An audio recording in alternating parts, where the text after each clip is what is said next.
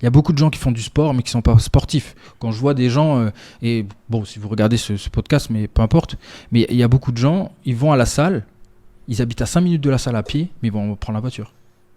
Ça, ok, tu fais du sport, mais tu n'es pas sportif. Il faut être au clair là-dessus.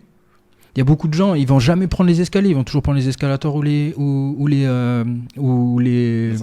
l'ascenseur. C'est ok avec ça. Mais attention à la définition que vous avez de vous-même. Vous faites du sport, vous n'êtes pas sportif. Et c'est pareil avec les investissements. Il y en a qui font des investissements, il y en a qui sont investisseurs. Et ça, c'est la différence. Et la clé, elle est dans la psychologie. Tout simplement. Et c'est, on va dire, le plus dur. Parce qu'il faut faire des investissements pour devenir investisseur, mais pas n'importe comment. Parce qu'il y a des gens qui disent « Ouais, j'ai acheté du Bitcoin », mais ça ne veut pas dire que tu es investisseur.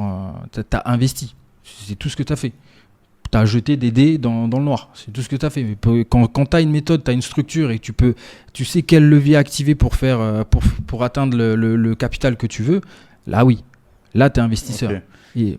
C'est quoi qu'est-ce qui définit finalement ce palier-là? Comment tu vois que tu as fait cette transition entre le devenir et la préparation avant à le devenir?